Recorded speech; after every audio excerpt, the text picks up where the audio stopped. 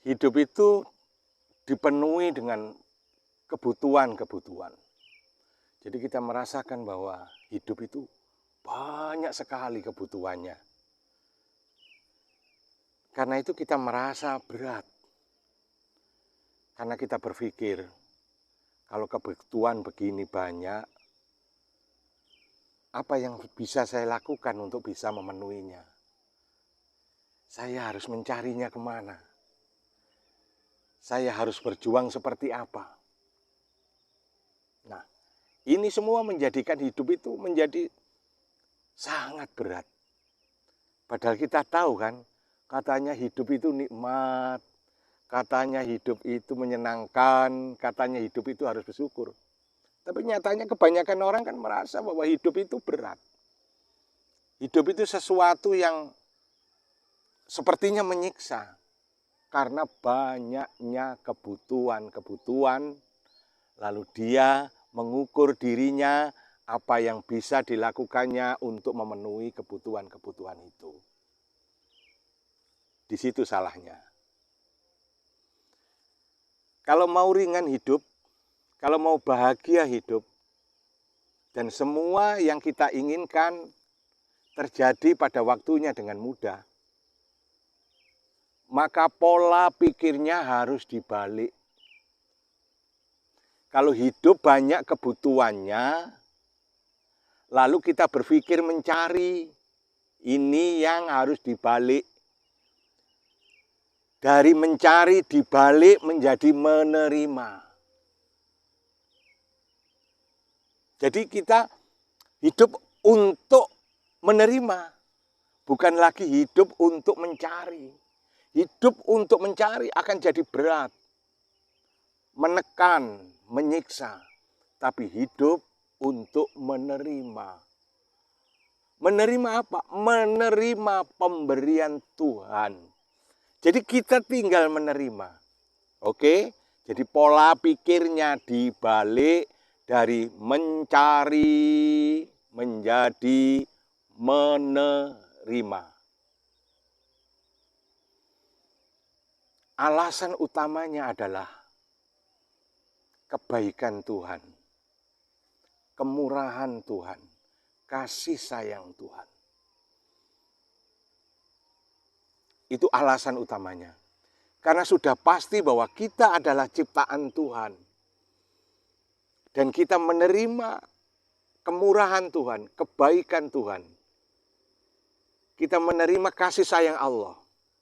Coba ingat waktu kecil. Waktu dalam perut, kita 9 bulan masih dalam perut ibu kita. Kita tidak bisa usaha apa-apa. Kita tentu di dalam perut itu sudah punya kebutuhan kan untuk tumbuh. Kebutuhan untuk hidup. Ya. Kebutuhan untuk jantung tetap berdetak. Kebutuhan untuk darah tetap mengalir. Ya. Kebutuhan untuk menumbuhkan tubuh kita sempurna. Itu tentu banyak kebutuhan. Apakah kita mencari? Coba, mencari apa menerima? Betul. Bukan mencari, tapi menerima. Jadi di dalam perut ibu kita, selama 9 bulan itu, kita hanya menerima. Nah, lalu setelah hidup ini, di dunia ini, orang berpikir tidak lagi menerima, tetapi berpikir mencari. Rasanya menyalahi kodrat. Ya, diciptakan untuk menerima, tapi dia berpikirnya mencari, memberatkan dirinya, mendolimi dirinya sendiri, menyiksa dirinya sendiri, sehingga hidupnya menjadi berat. Jadi alasan utamanya untuk mengubah pola pikir dari mencari menjadi menerima, alasan utamanya adalah kemurahan dan kasih sayang Tuhan. Karena Tuhan Maha memberi dan kita menerima. Kemudian ada yang berpikir, kalau kita hanya menerima berarti kita diam saja.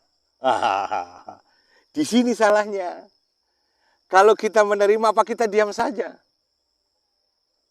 Coba pikirkan. Kalau saya beri Anda transfer ke rekening Anda uang 10 juta, saya transfer ke rekening Anda uang 10 juta. Apakah Anda akan diam? Hah?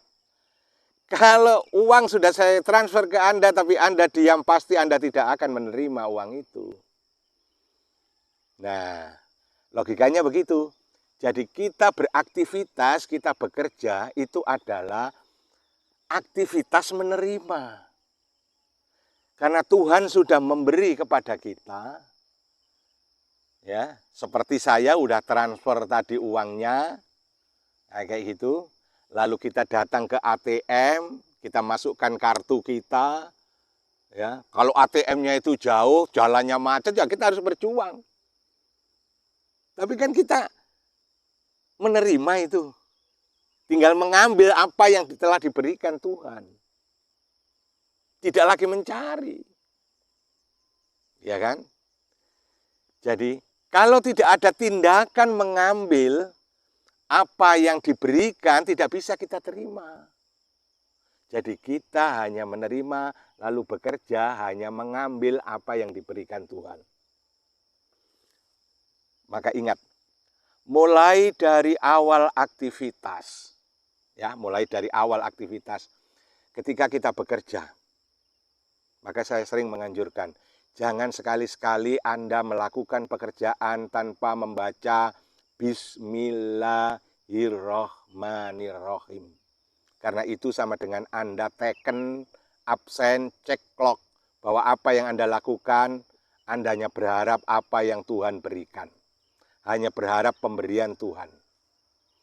Dan Tuhan pasti akan memberi apa yang Anda butuhkan. Tidak akan terdolimi sedikit pun. Jadi, mulai dari awal kerja itu sudah kita menerima. Kita bisa bekerja, itu kan karena kita menerima tenaga. Nah, ini kan, menerima daya, menerima energi, menerima kekuatan. Lalu kita bisa bekerja karena kita menerima hidayah semangat. Loh, itu kan pemberian Tuhan semua. Sehat kita pemberian Tuhan, tubuh kita pemberian Tuhan, pikiran kita pemberian Tuhan. Bukankah ini menerima? Jadi kita sudah menerima sejak awal melangkah itu kita sudah menerima. Jadi tinggal ngubah pola pikirnya yang selama ini mencari. Yang memberatkan hidup dirubah dengan menerima.